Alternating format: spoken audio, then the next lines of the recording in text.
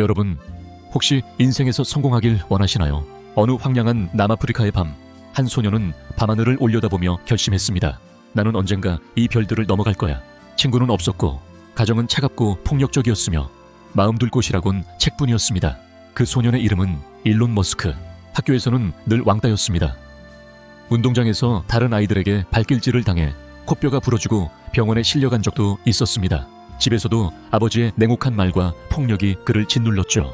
하지만 그는 꺾이지 않았습니다. 그런 상처가 오히려 그의 상상력을 더 멀리 날아가게 만들었습니다. 그가 파고든 건 과학, 우주, 공상과학 소설. 그 책들은 현실보다 훨씬 더 따뜻했고 무한히 넓었으며 무엇보다 희망이 있었습니다. 12살이 되던 해 그는 독학으로 코딩을 배워 작은 우주선 게임을 만들고 잡지에 팔아넘겼습니다. 보통의 아이가 게임을 하는 나이라면 그는 게임을 창조하는 아이였던 거죠. 그때부터 일론의 눈빛은 남달랐습니다. 그는 이미 첫 번째 혁신을 시작하고 있었던 겁니다.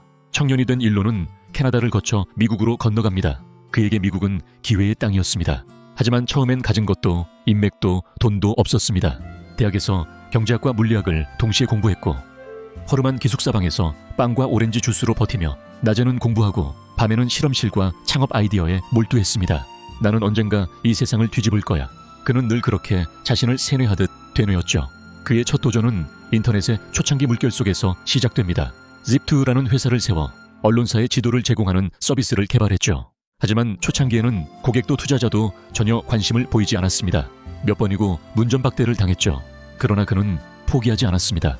몇 년 후 대기업의 회사를 매각하면서 수천만 달러를 손에 쥐게 됩니다. 이때 일론은 겨우 20대 후반. 사람들은 이제 이 젊은 억만장자가 파티와 사치로 빠질 것이라 생각했지만 그는 곧바로 새로운 전쟁터로 향했습니다. 이번에는 금융의 혁명, 엑스컴이라는 회사를 세우고 온라인에서 결제하는 시스템을 꿈꿉니다. 미래에는 지표나 수표가 아니라 단 몇 번의 클릭으로 돈이 오가는 시대가 올 거야. 세상은 미쳤다고 조롱했죠. 하지만 그 회사는 곧 우리가 아는 페이팔로 진화했고 전 세계 결제 시스템을 송두리째 바꿔버렸습니다. 그리고 이베이에 팔리며 그는 수십억 달러를 손에 넣습니다. 보통 사람이라면 여기서 만족했을 겁니다. 요트, 섬, 파티와 호화로운 은퇴 생활. 하지만 일론은 달랐습니다. 그의 머릿속엔 오직 하나의 질문이 맴돌고 있었기 때문입니다. 내가 가진 이 돈으로 인류를 구할 수 있을까? 그리고 시작된 또 다른 도전. 자동차 회사 테슬라에 합류했을 때 자동차 업계는 코웃음을 치며 무시했습니다. 전기차? 주행거리도 짧고 충전도 불편하고 비싸기만 한 장난감이지. 심지어 그들의 조롱은 언론을 통해 대놓고 퍼져나갔습니다. 머스크, 인터넷 돈으로 장난감 자동차 만든다. 월가 투자자들은 그의 회사를 곧 망할 회사 첫 번째 순위로 꼽았습니다.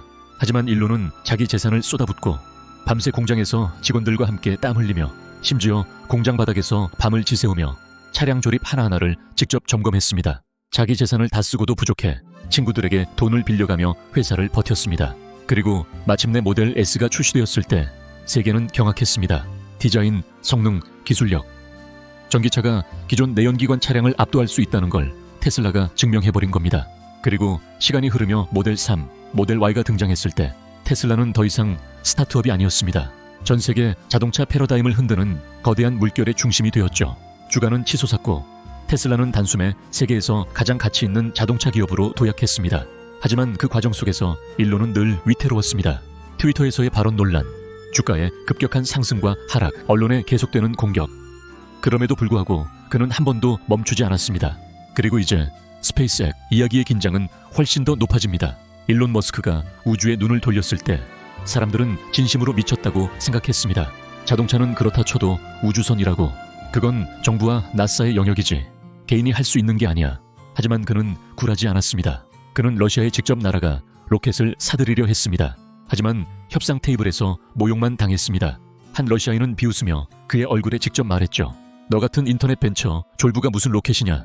그 자리에서 일론은 굳게 다짐했습니다. 좋다. 내가 직접 만들겠다. 그렇게 태어난 게 바로 스페이스X 첫 번째 로켓 펠컨 1호. 발사 순간 모두가 숨죽였지만 곧 불길과 함께 폭발했습니다. 두 번째 시도 실패, 세 번째 시도 또 실패. 세상은 조롱했습니다. 언론은 머스크 장난감 로켓 3번 날리고 수억 달러를 날리다 라며 비판했습니다. 투자자들은 등을 돌렸습니다. 직원들조차 사직서를 냈습니다. 결정적인 위기. 테슬라와 스페이스X 모두 자금난으로 동시에 무너질 위기에 몰렸습니다. 은행 계좌에는 단 한 번의 발사를 시도할 돈만 남아 있었습니다. 로켓 발사가 실패하면 스페이스X는 끝장이었고 테슬라는 이미 파산 직전. 그러나 일론은 마지막 남은 돈, 마지막 남은 기회를 네 번째 발사에 걸었습니다. 성공하지 못하면 끝장.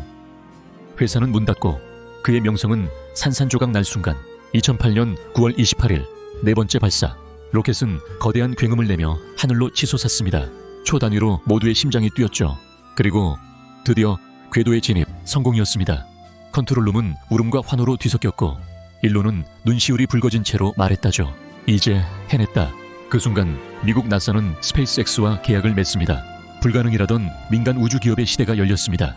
이후 스페이스X는 더 큰 꿈을 꿉니다. 펠컨, 드래곤 캡슐, 재사용 로켓 모두 불가능하다던 것들. 로켓이 다시 땅으로 내려와 착륙하는 장면을 보며 사람들은 경악했습니다. 그것은 공상과학 영화가 아니라 현실이었습니다.